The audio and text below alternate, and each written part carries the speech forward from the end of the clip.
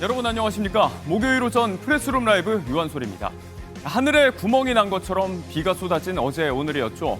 빗줄기가 다소 잦아들면서 수도권 호우특보는 해제됐지만 마음을 놓을 수가 없는 상황입니다.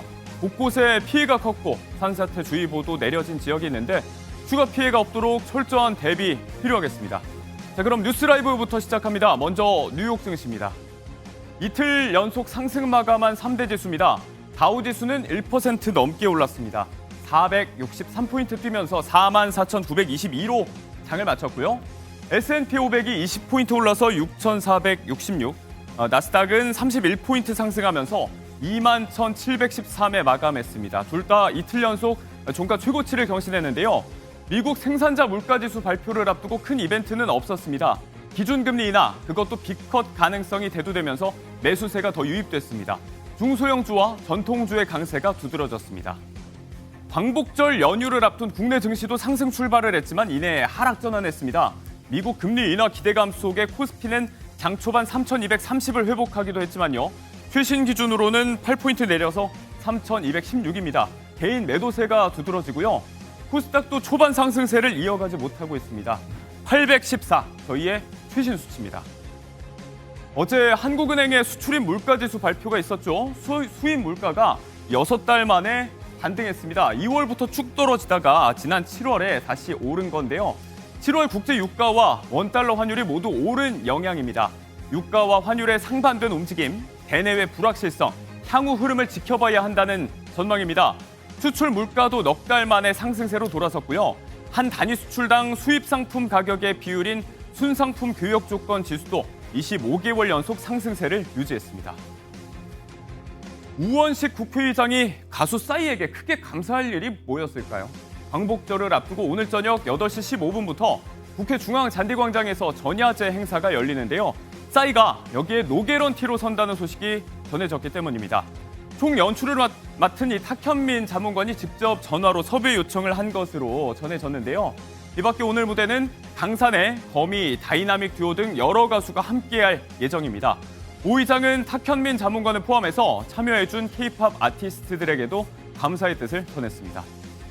이렇게 우리는 내일 광복 80주년을 맞습니다. 다만 세대별로 광복절 인식 차이가 존재합니다. 광복절의 의미와 날짜, 주요 활동을 모두 알고 있느냐는 질문에 그렇다는 응답 비율이 20, 30대에서는 다소 낮았습니다. 특히 30대는 10명 중에 3명 가까이가 모른다고 답하면서 92.5%가 잘 안다고 대답한 60대와 가장 큰 차이를 보였는데요. 세대 간 인식 격차를 줄일 수 있는 정책과 소통이 필요하다는 분석입니다. 최근 판매 열기가 뜨거운 국립중앙박물관의 뮤즈 광복절 한정판 상품이 공개 10분 만에 전량 매진되는데요. 국보인 반가사유상이 옛 태극기인 데니 태극기를 들고 사유에 잠겼습니다. 앞서 BTS 멤버 RM이 소개해서 팬들을 중심으로 열풍이 일었던 그 상품의 광복 에디션인데요. 2차 판매분까지 즉시 품절이 됐다고요. 바로 이런 식으로 광복절을 기념해 볼 수가 있는 거죠. 그리고 조금 전 김건희 여사가 구속 후 첫 특검 조사를 위해서 광화문 특검 사무실에 도착했습니다. 대통령 경호처 경호가 중단됐기 때문에 법무부 호송차를 탄 채 지하주차장을 통해서 출석했는데요. 구속 후에 식사를 못하고 있다고 전해지죠. 건강상의 이유 등으로 불출석할 가능성도 제기됐지만 이렇게 오늘 조사에 응하기로 했습니다. 수갑을 찬 채 평상복 차림이었다고 하고요. 9시 56분부터 조사가 시작이 됐다고 전해지는데 도이치모터스 주가 조작 등 영장에 적시된 3가지 혐의에 대해서 우선 조사가 이루어질 것으로 보입니다. 한편 특검은 이틀 전 인천공항에서 체포한 집사 김혜성 씨에 대해서도 오늘 구속영장을 청구할 것으로 알려졌습니다. 이상 오늘의 뉴스라이브였습니다.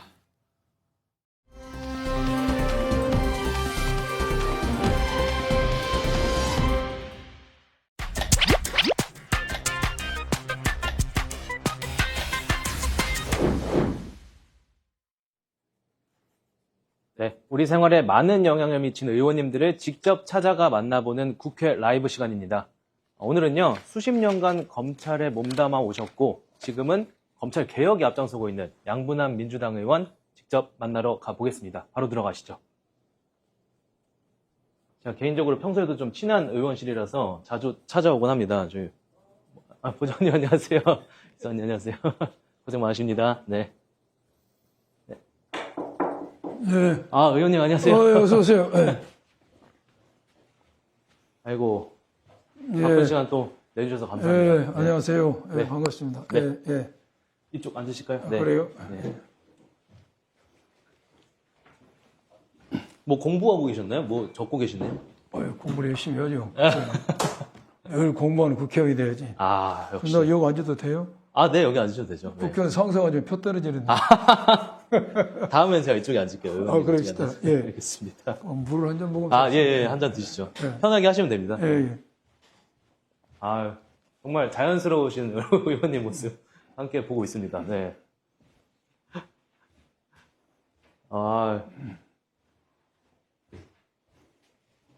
네. 평소에 말씀하시면서 계속 편하게 드시면 될 것 같습니다. 예. 공무원이 물 먹으면 안 되는데.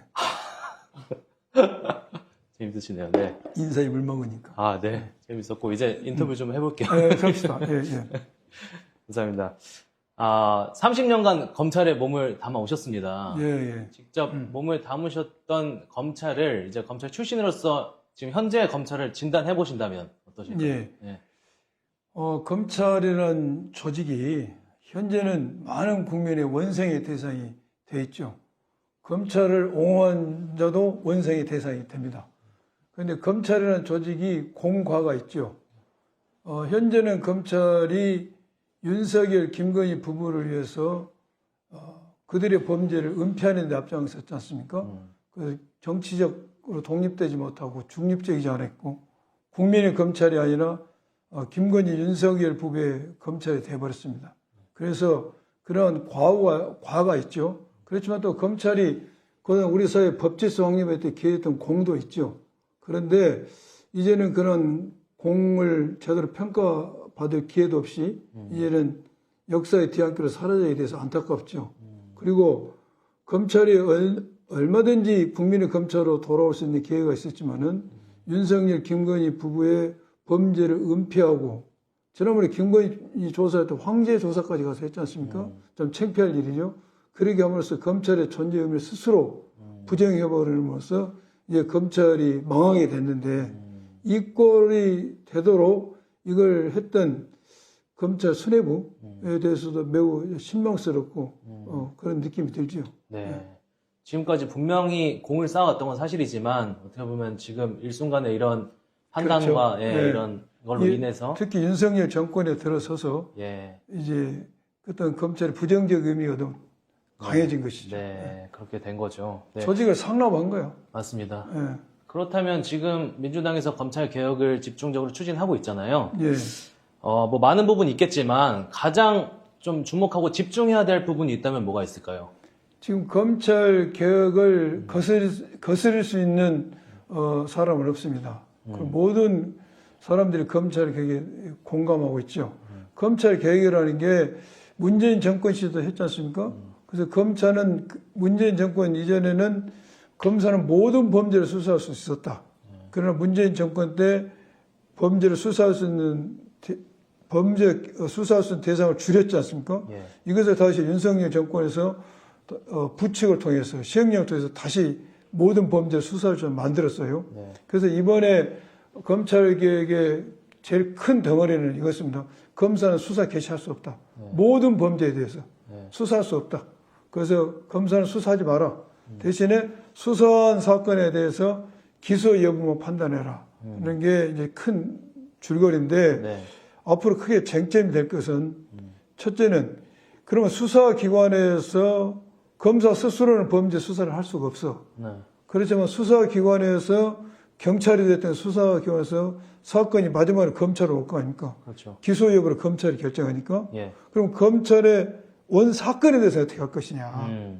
이 사건에 대해서는 검사가 사기 사건으로 기록이 하나 왔어. 근데 검사 판단이 안 서는 거예요. 예. 이 기소할 수도 없고 불기소할 수도 없고. 내가 뭘 좀 알아봐야 되겠다 이거. 거기에 등장한 참고인들의 말이 진실인지, 증거가 제대로 된 증거인지, 빠진 증거가 있는지, 요걸 파악하는 것. 이것을 이제 보안 수사라고 하죠. 이 보안 수사를 검사 직접 할 수 있냐? 아, 위험하다. 검사 주면 이거 갖고 장난친다. 그러면은 미진한 점을 경찰에다가 보안 수사를 지휘할 수 있냐? 아, 이것도 위험한데. 지휘에서 경찰을 가지고 뭐 장난친 거 아니냐? 그러면 더 낮은 단계로 검사가 보안 수사를 경찰에 요구할 수가 있냐? 요구는 경찰이 안 들어준 거 말이지. 그다음에 더 낮은 단계로 검사 너는 그럴 필요 없어. 그냥 AI처럼 기계적으로 네가 본 갖고 기소했으면 기소하고 완전 무혐의 처분에 이렇게 할 것인가? 이게 지금 쟁점이 하나 되고 있어요. 지금 검사들도 검찰 조직에서도 검사들이 자기들이 모든 범죄에 대해서 수사를 개시할 수 있다 하고 싶어 이거 다 포기한 상태야. 하자고 문제는 이 송치된 수사기관에서 넘어온 사건을 처리하면서도 어느 범위 내에서 검사가 수사를 할 수 있고 요구할 수 없고 지휘할 수 있냐 아니면 아예 주지 않을 것인가 이 부분이 큰 쟁점이 될 것입니다. 쟁점이 되고 또 하나는 중수청을 만든다는 거 아닙니까? 네. 그럼 소속을 어디로 둘 것이냐. 네. 지금 검찰 개혁의 화두가 배경이 견제와 균형이 되지 않는 견제되는 권력만 썩게 돼 있다 이것이지. 그런데 우리나라의 수사기관이 그럼 세 개가 되겠죠. 공수처, 경찰, 중수청이 되겠지. 그런데 현재 안대로 나오면 행안부 장관한테 경찰도 지휘를 맡기고 중수청도 두는 거예요.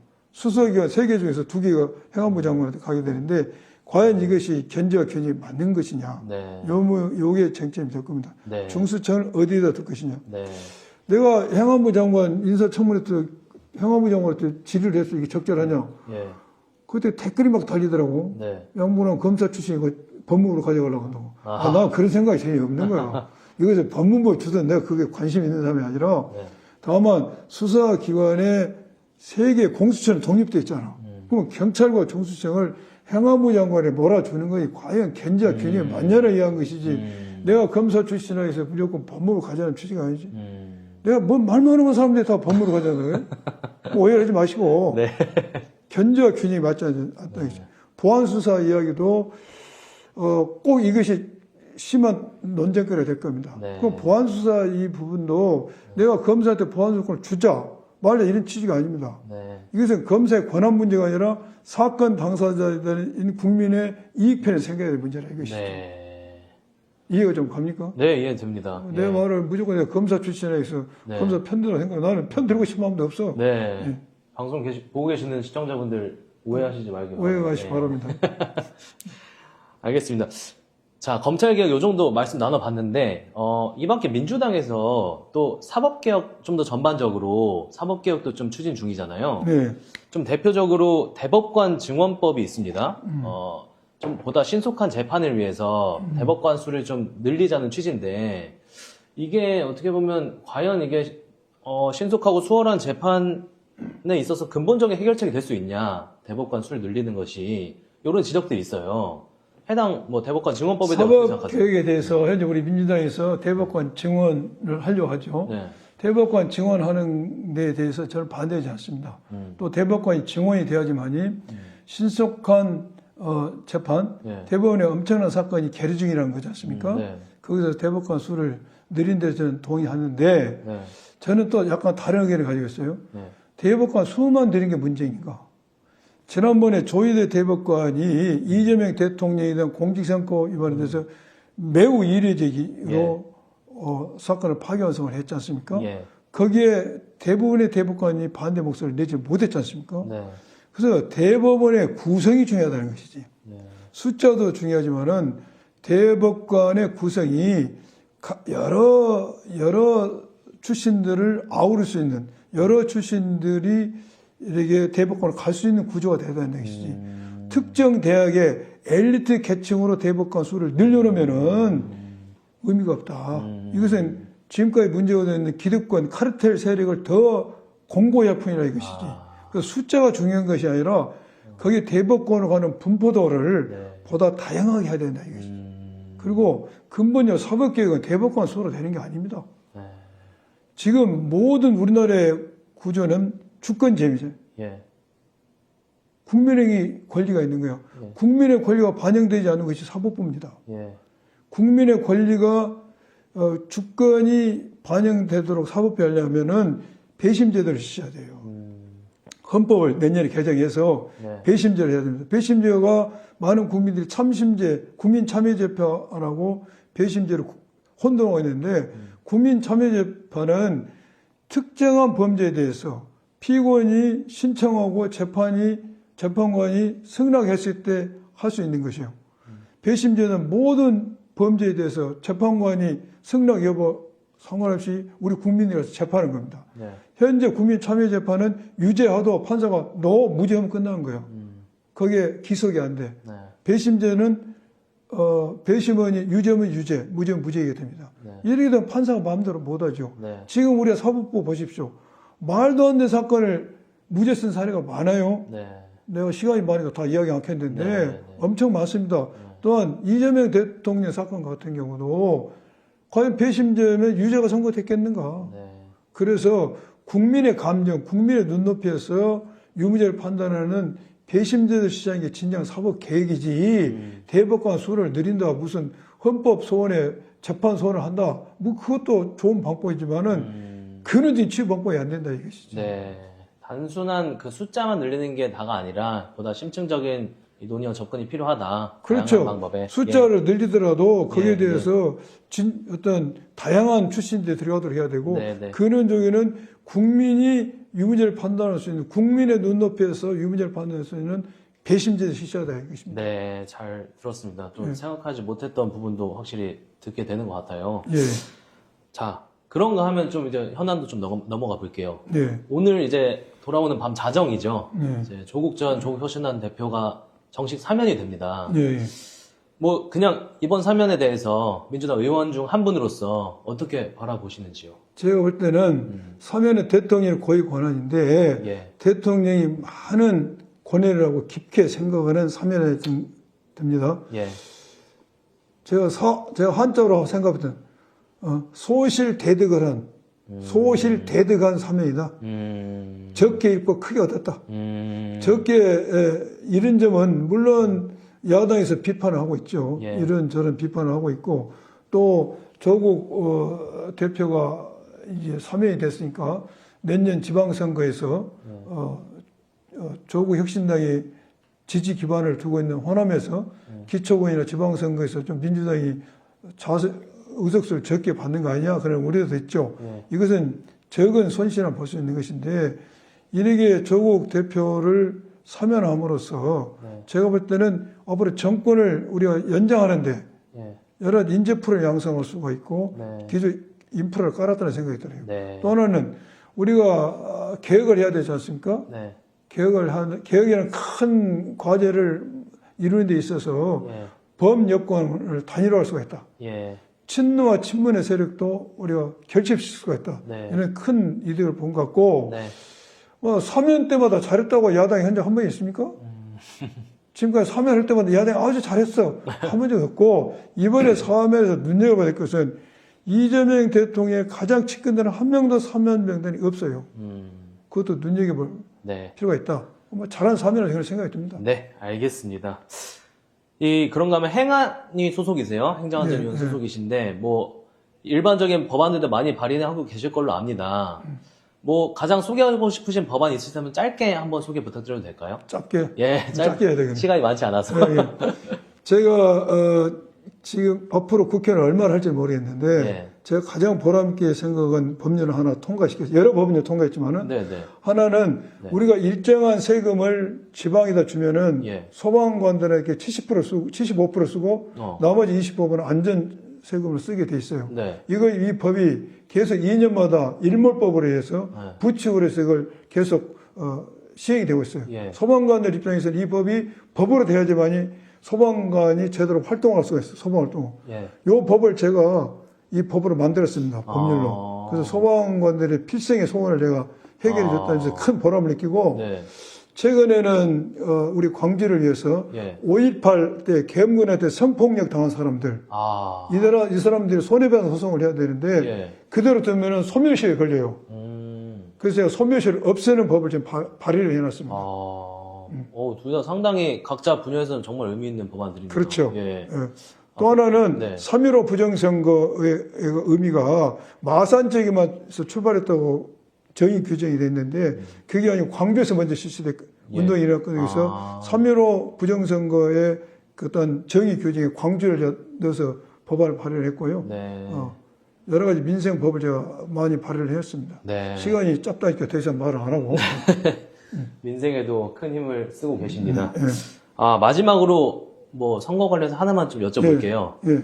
내년이면 지방선거잖아요. 있죠. 예. 의원님께서는 광주시당 위원장이십니다. 그래서 저는 지방선거를 네. 공청 관리를 잘해서 네. 우리 민주당이 지방선거에 압승할 수 있도록 하는 게 제 큰 과제죠. 가장 큰 과제는 그것일 거고 예. 개인적으로 혹시 광주시장에 이렇게 출마하실 수도 있으려나요? 네. 노코멘트. 네, 아직 이 부분은 저희 상상의 날에 맡기는 걸로 하겠습니다. 네, 오늘 시간 내주셔서 감사하고요. 예, 예. 마지막으로 제가 뭐 화이팅하자 취지에서 예. 양분남 하면 같이 화이팅 한번 하시죠. 예, 예. 네, 자, 양분남 화이팅! MBN 화이팅! MBN도 화이팅. 네. 예. 감사합니다. 예, 감사합니다.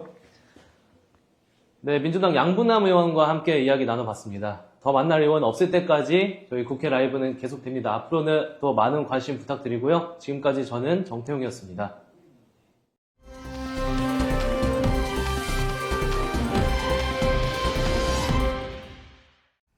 네, 이번엔 경제 라이브입니다. 경제 뉴스들을 쉽고 또 깊게 전해드리겠습니다. 오늘은 황용식 세종대 경영학부 교수, 정철진 경제평론가 함께하셨습니다. 어서 오세요. 네, 안녕하십니까. 네, 대통령 직속 국정기획위원회가 어제 이재명 정부 앞으로 5년의 청사진을 공개했습니다. 123개 국정과제가 공개가 됐는데요. 대부분 모든 분야가 망라가 됐는데 0%로 추락한 경제 성장률을 높여서 먹고 사는 문제를 해결하자라고 요약을 할 수 있을 것 같습니다. 먼저 평론가님, 이 경제 분야부터 좀 구체적으로 좀 보죠. 어떤 내용이 주인 건가요? 그렇습니다. 국민 보고대회 형식으로 진행이 됐었고요. 네. 가장 저는 먼저 들어왔던 부분이 잠재 성장률을 3%대까지 다시 끌어올리겠다라는 네. 것이 눈에 들어왔었습니다. 이제 이거 관련해서 많은 이제 전략과 전술들이 이야기가 됐었고요. 네. 그 다음 부분은 이제 AI에 대해서도 굉장히 많이 강조를 했습니다. 원래 이제 대선 전 후보자 시절부터도 AI 3대 강국 이야기를 많이 했었고 이번에도 그 액션 플랜 가운데 뭐 펀드 조성이라든가 이런 얘기가 뒤따랐기 때문에 역시 AI라는 키워드도 함께 생각을 해봐야 되겠고요. 네. 국력으로 세계 5강에 진입하겠다.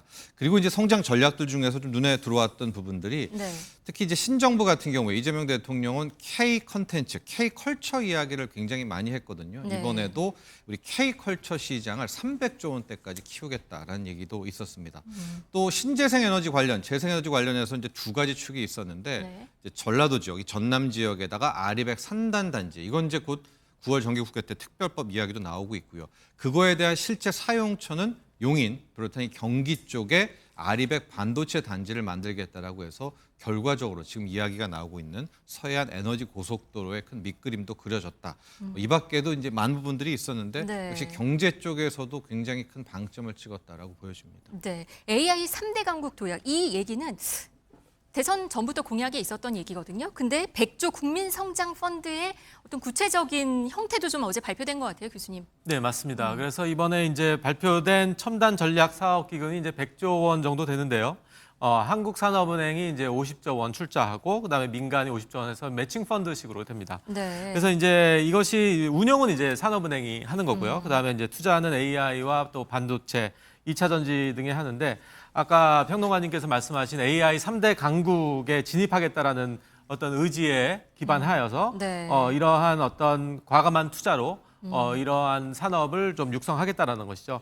그래서 뭐 AI 생태계 조성이라든지 AI 고속도로 구축, 그다음에 뭐 인재 양성, 또 다소의 또 규제 완화 이런 것들이 이 펀드 안에서 들어갈 액션 플랜이라고 생각됩니다. 그럼 지금 민간이 50조 원이란 말이에요. 그리고 국민도 여기에 좀 투자할 수 있는 구조로 지금 가는 걸로 예상이 되는 거죠, 지금. 그렇죠. 그래서 민간 기업들과 그다음에 국민들이 또 투자할 수 있게끔 또 어떻게 열어놓은 그러한 어떤 방안인 것 같습니다. 한국형 엔비디아 이게 가능할까요? 이게 두 가지 구조인 것 같아요. 네. 방금 이제 교수님이 얘기했던 첨단 혁신 산업 펀드가 있고 이것은 산업은행이 이끌어갑니다. 아마 여기는 산업은행이 이끌고 민간 기업들과 컨택을 하는 펀드고요. 네. 자세히 소개는 안 됐지만 여기에 미래 성장 펀드라고 해서 이 두 개를 합쳐서 지금 국민 이제 성장 펀드 이렇게 얘기를 했거든요. 네. 그 미래 성장 펀드는 연기금이 일단 주인공, 리더 역할을 하는 것 같습니다. 그래서 연기금이 금융사들 아마 여기에 이제 국민들도 들어가게 되는 이제 이 두 축으로 구속된다 이렇게 볼 수가 있을 것 같은데요. 네. 결과적으로 한국형 엔비디아는 앞서 말한 그 첨단 이 전략산업 펀드에서 이제 구축을 해야 된다라고 보여지고 있는데 또 연기금 같은 경우에 미래성장 펀드는 벤처 투자라든가 엔젤 투자도 함께 하고 있기 때문에 이제 크게 보면 이거 국민성장 펀드 그 안에 이 두 축. 첨단 전략산업펀드, 또 국민들이 참여하고 연기금이 주축되는 미래성장펀드, 뭐 양쪽 모두 뭐 AI 또 첨단 벤처 투자 쪽도 큰 화두로 갖고 있으니까요. 네. 한번 기대해 보도록 하겠습니다. 내용이 굉장히 많았어요. 여러 가지 뭐 5년간의 계획이니까요. 네. 근데 이 계획을 달성하기 위해서 재원이 그래도 많이 필요할 텐데 5년간 지금 210조 원이 투입된다라고 얘기가 나오거든요. 어떻게 이 재원 조달 계획은 또 어떻게 돼가고 있나요? 그렇습니다. 이제 재원 조달 계획은 아마 후속 보도 혹은 이제 국민 보고대 이후에 차츰 더 윤곽이 드러나게 될 것 같은데 어제까지 나온 이제 큰 윤곽을 보면 일단 국채 신규 발행은 아직은 포함이 안 돼 있는 것 같습니다. 네. 크게 세입을 늘리는 것과 지출을 절감하는 부분으로 210조 원에 대한 얘기가 나왔습니다. 네. 세입 확충을 94조 원, 그다음에 지출 절감은 116조 원 하겠다라고 해서 추가 재정 부담은 지지 않겠다라는 것이 크게 나온 밑그림이기도 합니다. 이제 이건 차차 가면서 봐야 되겠지만요. 네. 그래서 어떻게 지출 구조 조정을 할 건가 내용을 보고 있으니까 17,000개에 달한 이제 사업 중에서 옥석 가리기를 하겠다라고 해서 예산을 깎거나 정말 불필요한 사업들은 아예 다 폐지를 하게 되면서 네. 정말 깐깐하게 지출, 이 세출을 쓰겠다라고 해서 현재까지 어제 나온 이 210조 원에 대한 자금 조달은 이제 국채 신규 발행 없이 가는 방향으로 잡혀 있습니다. 그럼 어제 이 내용도 있었어요. 증세 대신에 국채 발행을 시사하는 말도 이재명 대통령이 했거든요. 한번 들어보시겠습니다. 지금 상태에서 이제 밭은 많이 마련되어 있는데 뿌릴 씨앗이 없어서 밭을 묵힐 생각을 하니까 참 답답해요. 그래서 이 씨앗을 옆집에서라도 좀 빌려오든지 하려고 그러니까 왜 빌려오냐? 있는 살림으로 살아야지. 뭐 이런 또 주장하는 사람들이 있어요. 아니 지금 한 대박 빌려다가 쥐뿔에서 가을에 한 가마 수확할 수 있으면 당연히 빌려다 씨를 뿌려야 되는 거 아닌가요? 씨를 한 되박 뿌려서 가을에 한 가마를 수확할 수 있으면 뿌려야 되는 거 아니냐. 이 말은 재정을 씨앗에 비유한 것이다라고 해석이 되고 있어요. 그래서 국채 발행을 통해서 재정을 조달해야 한다라는 인식을 드러낸 게 아니냐라는 분석들이 나오고 있거든요. 네. 그러면 그 부분은 예상해 볼 수도 있는 거죠. 그러니까 좀 약간 모순되는 부분이었었고요. 네. 이재명 대통령의 저 발언만 놓고 보면 빌려온다는 표현이거든요. 그럼 결과적으로 적자 국채 발행인데 이 발언 이후에 기자들이 이제 아마 기자회견에서 질문을 했더니 강유정 대변인이 완전히 선을 걷습니다. 그런 거는 아니다. 뭐 국채 발행은 계획이 없다라고 선을 그었기 때문에 네. 글쎄 이거는 제가 앞서 후속 보도라든가 후속 이야기가 필요하다는 것이 대통령의 발언은 분명히 이제 추가 국채 발행을 염두에 둔 것 같은데 또 대변인은 전혀 계획한 바가 없고 앞서 얘기한 그 부분 세입을 늘리고 지출을 조정하는 것으로 커버하겠다라고 이야기했기 때문에 이 부분은 이제 좀 더 봐야 되겠죠. 공식적인 네, 그쪽 네. 입장 정리가 되겠죠. 대통령실도. 세입 확충이랑 뭐 지출 절감으로 그 많은 돈을 사실 하기는 쉽지는 않으니까 또 이제는 이런 얘기가 나오지 않을까 싶기도 한데요. 다만 지금 국가 채무가 사상 처음 1,200조를 돌파한 상황이 좀 부담스러운 상황이잖아요. 그러니까 또 이런 얘기가 나온 게 아닐까 싶기도 해요. 그렇죠. 지금 상황이. 지금 현재 국가 채무가 아마 GDP 대비 한 49.5%로 나온 걸로 알고 있습니다. 그래서 OECD 평균이 한 80% 정도 되거든요. 그래서 이제 뭐 거기에 아직 못 미치기 때문에 괜찮다라는 그런 것도 있지만은 결국에는 이런 것들이 누적되면은 국가 재정 부담이 될 수 있고 또 우리 재정 건전성에 문제가 될 수 있기 때문에 이런 것들은 좀 어떻게 수위 조절을 해 가면서 국채 발행이라든지 여러 가지 지금 아마 투입되는 어떤 아까 말씀드렸던 여러 가지 뭐 국가 프로젝트라든지 이런 것들이 많이 필요하기 때문에 네. 대통령이 그런 인식에서 말씀하신 것 같긴 하지만은 동시에 또 우리가 잘 살펴야 되는 것이 어떤 재정 건전성이라든지 그런 부분입니다. 그래서 이런 것들은 어떻게 보면 차차 수위 조절을 해나가면서 진행될 가능성이 높습니다. 구체적으로 좀 앞으로 나오는 내용 좀 보도록 하겠습니다. 어제 발표에서는 또 정부 조직 개편 얘기는 빠지기는 했는데요. 이재명 대통령 장관급 6명에 대한 추가 인선을 단행을 했습니다. 이 가운데 정부 조직 개편 대상으로 거론되었던 금융위원회에 대한 인선도 발표가 됐습니다. 금융위원장 후보로 이억 원 전 서울대 경제학과 특임 교수가 지명이 됐습니다. 관료 출신 거시경제정책통이에요. 네. 어제 경제 쪽 인선으로는 이제 세 자리가 초미의 관심사였었고요. 금융위, 금감원, 공정위였습니다. 금융위원회에 방금 이야기하셨던 이억 원 전 기재부 차관, 문재인 정부 시절에서도 청와대 경제정책비서관을 아마 했을 겁니다. 그래서 됐고, 그다음 금감원에 이제 바로 민변 변호사 출신이죠. 이찬진 변호사가 됐고, 마지막 한 자리. 공정위의 주병기 서울대 교수가 돼서 이제 세 자리가 다 채워졌다라고 볼 수가 있을 것 같은데요. 지금 이재명 정부에서는 이제 이 금융위와 금감원 여기에 대한 크게 조직 개편을 계획을 하고 있습니다. 네. 현재 우리나라의 금융위는 정책을 제안하면서도 또 일부 금감원이 하는 감독 역할을 하고 있거든요. 그러니까 아예 정책만 하고 감독 기능은 빼서 금감원에 또 뭐 준다. 근데 금감원 같은 경우에는 우리가 흔히 말하는 반인반수라는 표현도 쓰는데 반은 공적 섹터지만 또 반은 민간 기업입니다. 이 두 개의 성격을 또 금감원은 어떻게 바꿀까 이런 고민이 있어서 결국 이제 금융위와 금감원에 대한 조직 개편이 있을 텐데 그 전에 양대 수장을 일단은 좀 임명을 했다. 이렇게 네. 개념을 잡으시면 되겠습니다. 금융 투톱의 자리가 채워지면서 일단 금융위는 계속될 것이다라는 예상도 나오는 상황입니다. 일단 앞으로 경제 방향은 좀 다 진용이 꾸려졌으니까요. 어떻게 될까요? 그러니까 이제 이번에 좀 관심 있게 본 게 이제 금감원에 이제 어떤 얘기가 나왔냐면은 이제 금융 소비자 보호처라는 것이 이제 분리가 돼서 나온다는 얘기가 있었습니다. 근데 이제 지금 얘기 나온 이찬진 전 민변 부회장 이분 같은 경우가 이제 이런 부분에 좀 관심이 많으세요. 요즘 금융 사고도 많고 또 아무래도 이제 금융계의 어떤 모럴 해저드라든지 이런 것들이 있기 때문에 네. 지금 이재명 정부가 추진하는 이러한 어떤 조직 구조 개편에 과연 금감원을 분리해서 운영 방안을 할 것이냐 안 할 거냐 그것도 이제 초미의 관심사가 될 것 같습니다. 앞으로 금융 소비자 보호, 자본시장에서 연기금 의결권 강화 소신이 강한 것으로 또 알려졌으니까 앞으로 좀 네. 지켜보도록 하겠습니다.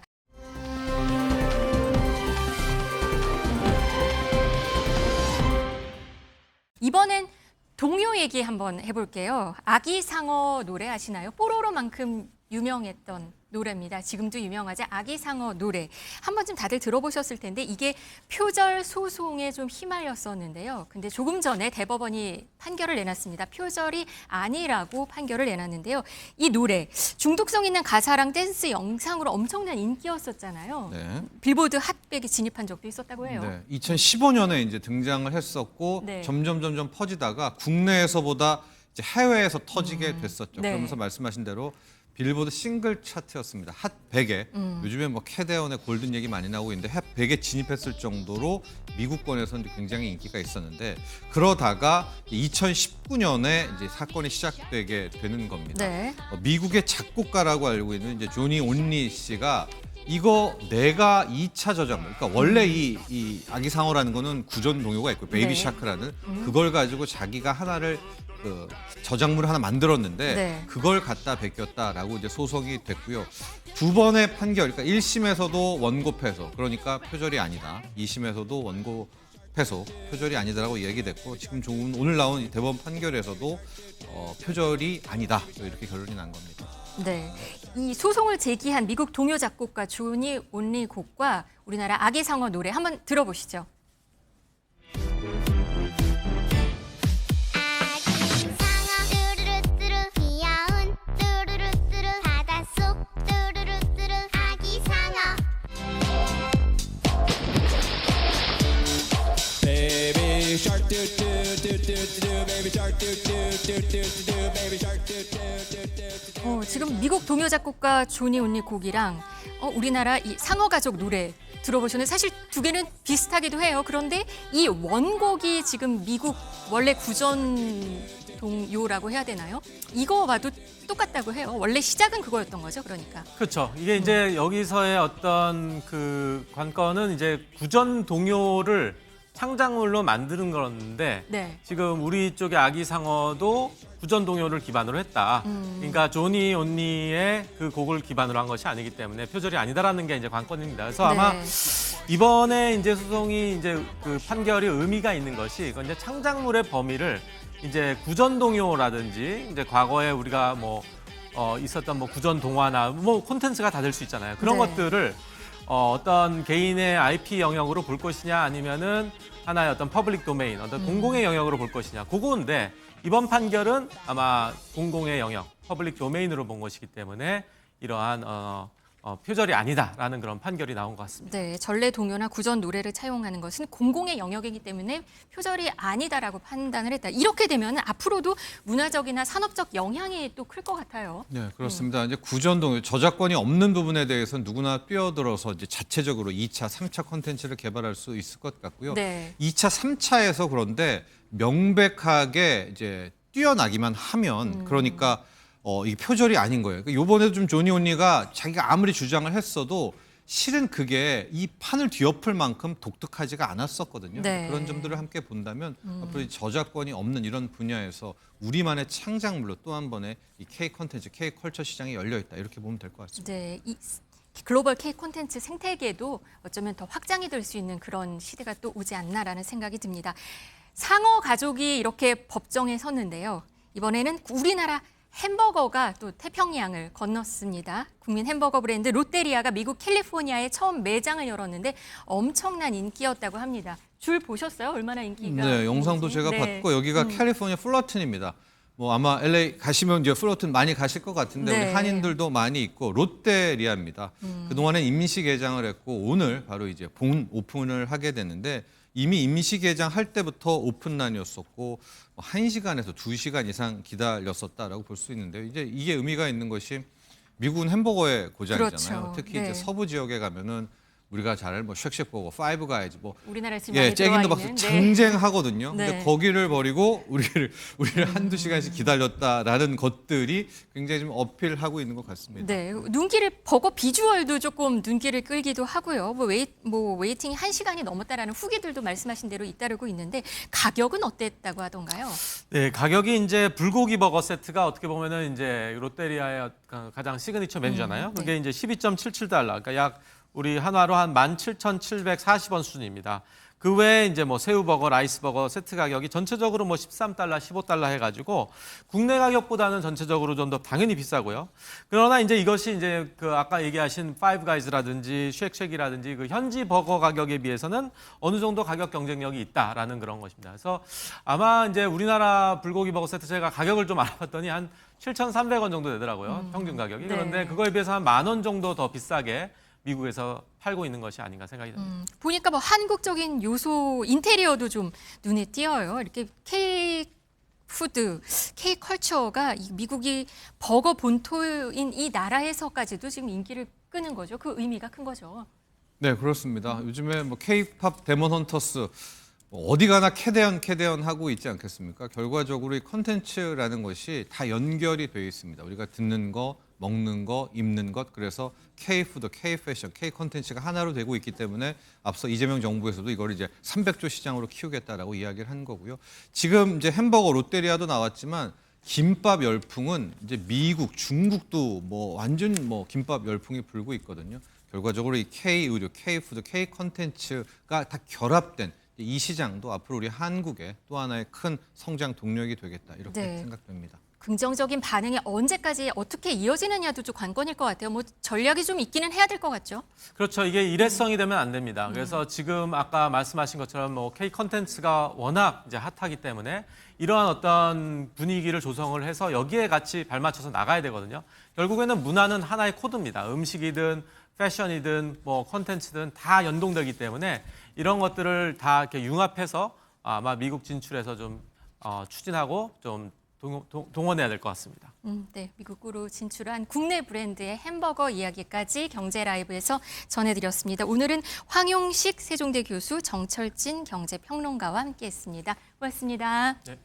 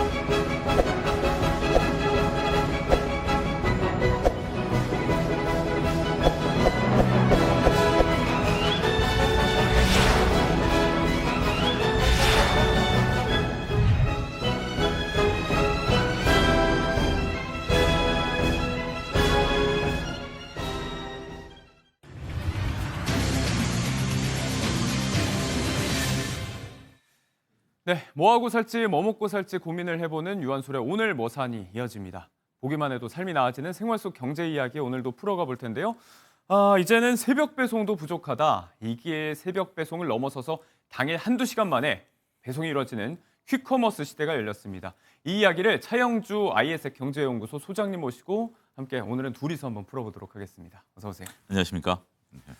네, 택배 배송 이야기입니다. 저도 이제 집에 아이가 있기 때문에 뭐 기저귀라든지 떨어지면 바로바로 급하게 필요한 물품들이 많아서 이런 어떤 새벽 당일 배송 서비스 덕을 좀 톡톡히 보고 있는데 이런 어떤 달라진 배송 문화 소장님께서는 체감을 좀 하고 계신가요? 어떠세요? 많이 체감을 하죠. 저 같은 경우 이제 지난번에 제가 책을 많이 산다라고 얘기했는데 예, 그렇죠.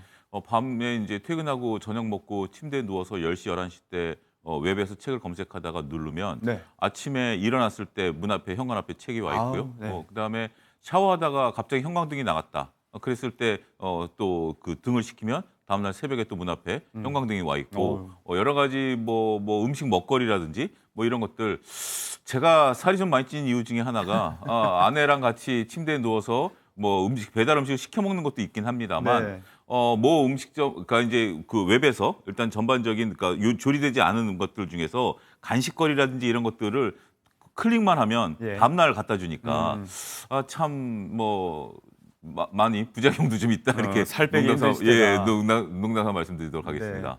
소장님의 체중 증량과 독서량 증진에 또 도움이 되고 있는 이야기입니다. 즉시 배송, 퀵커머스 산업이 전 산업계로 확산이 되고 있습니다. 기존에는 뭐 이커머스라든지 유통업계 중심으로 경쟁이 치열했다고 하면 이제는 뭐 마트에 포털 사이트, 편의점 할 것 없이 뭐 오프라인 매장도요. 그렇죠. 모든 업계에서 다 뛰어들고 있는 것 같습니다. 그렇습니다. 우리가 이제 뭐 장을 보러 간다라는 개념으로 보면 저 같은 경우도 불과 한 10여 년 전만 하더라도 주말이면 아내와 마트를 가는 것이 대형 마트를 가는 것이 거의 일상이었던 것 같아요. 예. 뭐 일주일에 한 번 아니더라도 최소한 2주에 한 번 정도는 갔었는데 지금은 대형 마트를 가본 게 1년에 뭐 한 서너 번 정도밖에 안 되는 것 같아요. 특별한 네. 이유가 있지 않으면 다 이제 이렇게 퀵커머스를 통해서 배달을 시킨다라는 부분들인데 네. 이게 이제 속도가 빨라지고 있습니다. 더군다나 이제 아내 같은 경우도 시키고 이제 오후에 제가 퇴근하기 전에 주문을 하면 1시간 만에 배달되는 비율이 그렇더라고요. 90%가 넘는다라고 그러더라고요. 전반적으로 평균 배달 시간이 한 30여 분밖에 안 되고 지금 다양한 품목 또 더군다나 과거에는 특정 어떤 그 마트라든지 이런 것만이었었는데 이제는 뭐 편의점서부터 다양한 곳에서 또 다양한 플랫폼들이 운영이 되다 보니까 네. 활용도가 높아지고 이제 문화 자체가 바뀌었다 이렇게 말씀드릴 수 있겠죠. 이렇게 여기저기에서 하고 있다 보니까 어떤 걸 배달해 주느냐 이런 경계도 좀 무너지고 있는 것 같습니다. 기존에는 음식 배달 위주였다고 하면 이제는 이런 퀵커머스가 동네 장보기, 골목 상권에까지 깊숙이 침투하고 있는데 어떤 물건들이 요즘 또 배송이 되고 있을까요? 굉장히 저는 깜짝 놀랐던 게 뭐 특정 업체 다이소 같은 경우 우리가 가보면 1,000원, 2,000원짜리잖아요. 예. 이런 것들이 이제 배달이 된다라고 말씀드릴 수가 있겠고 그다음에 이제 우리가 편의점 같은 경우 갑자기 옛날에 제가 어렸을 때만 하더라도 네. 어머님이 주방에서 일을 하시다가 영주야 가서 고무장갑 하나 사와라, 간장 한 병 사와라 이렇게 심부름을 시키셨거든요. 네. 근데 지금은 누르면 1시간 내에, 그러니까 뭐 빠르면 한 30분 내에 그런 것들이 다 배달이 됩니다. 앞서 제가 뭐 형광등도 말씀드렸습니다만 우리가 뭐 변기가 막히거나 뭐 곤혹스러운 상황이 발생했을 때 예. 밖에 나가기도 좀 애매하지 않습니까? 그렇죠. 그럴 때 이런 서비스를 이용하게 되면 바로 또 즉시 배달이 되다 보니까 정말 우리가 뭐 귀찮아서 안 나간다라고 애둘러서 표현하기보다는 정말 요긴할 때 네. 요리하다가 잠깐 어디 나가기도 뭐하니까 뭐 이런 때에 우리가 삶의 질을 높이는 과정에 있어서도 상당히 중요한 역할을 하고 있는 것이 아니겠나 네. 이렇게 좀 말씀드릴 수가 있겠습니다. 일상 전반에 확산이 되고 있다 보니까 이런 것들이 뭐 가전 가구업계에도 예외가 아닙니다. 대형 가전 같은 경우는 이제 당일 배송 설치가 힘들다는 게 정설이었는데 이것도 좀 가능해지고 있고 대형 가구는 평일 낮에 주로 배송이 됐었잖아요. 그러다 보니까 이제 직장인들이라든지 맞벌이 그렇습니다. 부부의 고충이 좀 있었는데 저녁 배송 시대가 열려가고 있다는 얘기예요? 그렇습니다. 우리가 이제 가전제품 같은 경우도 저도 지금 이제 김치냉장고를 하나 바꿔야 되는데 저도 몰랐었어요. 이게 당일 배송되는지. 근데 네. 이제 뭐 그 업체에서는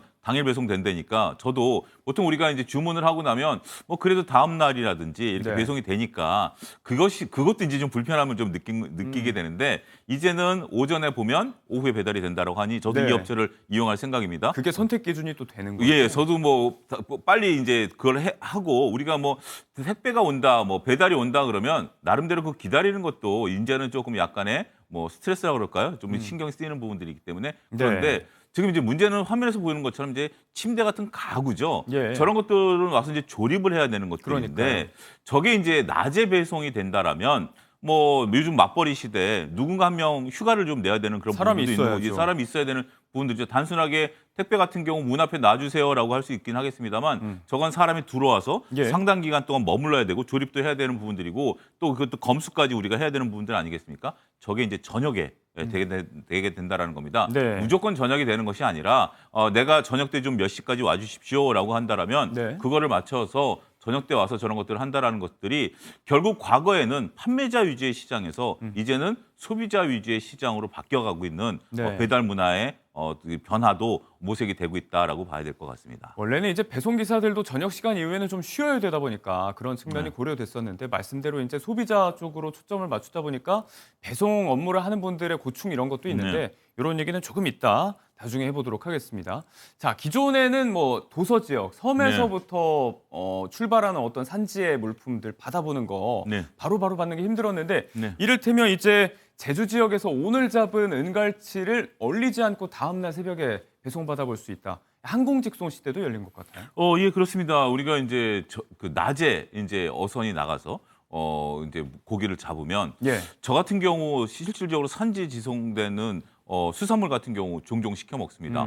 요즘은 민어철이죠. 아. 민어가 이제 뭐 정확히 그램과 가격도 이제 기억이 나는데요. 그게 또 이제 선어 위주라서 현재 아니면 잘 못 먹잖아요. 그러니까 현지에서 당일, 그러니까 이제 예약, 만약에 1시 이전에 하면 다음 날 배송이 되고요. 오. 1시 이후에 하면 다다음 날 배송이 네. 되기 때문에 우리가 이제 뭐 오늘 먹는다라는 것은 뭐 현실적으로 어렵긴 하겠습니다만 그래도 내일이라든지 아니면 뭐 모임이 있을 경우에 미리 이제 배송이 가능한 거죠. 근데 이제 네. 문제는 제주도에서 은갈치가 비행기를 타고 날아온다라는 거 아니겠습니까? 그러니까요. 그래서 제주도에서 잡은 것을 다음 날 우리가 받아볼 수 있는 거기 때문에 네. 더군다나 이것도 또 새벽에 받아볼 수 있는 겁니다. 그런 퀵 서비스까지 연결이 되면 정말 이제 현지에서 잡은 제철 수산물을 내 집에서 편안하게 즐길 수 있다라는 거. 네. 한번 좀 상해서 오는 거 아니야라고 보는데 이게 이제 스티로폼 안에 촘촘하게 이게 아이스 를 넣어가지고 네네. 오기 때문에 저도 처음에는 조금 꺼려졌었어요. 근데 이제 몇 번 시켜 먹다 보니까 정말 현지에서 먹는 거랑 뭐 차이점을 전혀 못 느끼겠다 이렇게 말씀드릴 수 있겠습니다. 네, 뭐 허투루 배송하지는 않겠죠. 그렇습니다. 네. 뭐 문제 큰일 나는 거니까요. 그리고 신선도라든지 그런 것도 오히려 제가 이제 뭐 이건 여담입니다만 더 신선한 걸 보낸다라는 얘기도 있어요. 왜냐하면 오는 과정의 숙성도 좀 생각을 해야 그렇군요. 되고 또 하루 정도 우리가 이제 잡은 것을 숙성을 시키면 맛도 더 좋아집니다. 예. 과일 같은 것도 후숙고를 후숙이라도 덜 있죠. 익은 거 예. 배송한다든지 예. 그런 것처럼 이런 항공 직송 서비스가 현재 어민들에게도 또 활력을 제공하고 있다라는 측면으로 바라볼 수도 있고 자, 앞서도 이야기했듯이 배달 플랫폼, 이커머스, 유통업계 할 것 없이 너나 할 것 없이 이렇게 퀵커머스 시장에 뛰어들고 있습니다. 이게 뭐 말씀하신 뭐 포장재 이런 거 신경 쓰는 것도 보통 품이 되는 일이 아니고 네. 돈도 많이 들 텐데 유지하는 게 쉬운 일이 아닌데도 자꾸 이렇게 뛰어들고 있는 어떤 이유가 있을 거 아니에요? 배경을 뭐라고 봐야 될까요? 이제는 이 시장에 뛰어들지 않으면 생존하기 어렵다라는 것이 업계 이제 대부분 이제 그런 부분들이 된다라는 거죠. 우리가 예. 이제 코로나를 겪으면서 온 빨라진 사회적인 변화다라고 말씀드릴 수 있겠습니다만 네. 우리도 이제 근무 형태가 과거에는 뭐 재택근무를 좀 할 수 있는 거 아니야라고 했었습니다만 코로나를 겪으면서 이제 재택근무도 하나의 이제 문화로 자리 잡지 않았습니까? 네. 그러면서 이제 온라인 쇼핑을 해보니까 상당히 이제 편해졌고 그리고 이제 사람이라는 것은 편한데 더 빠르게 적용을 하죠.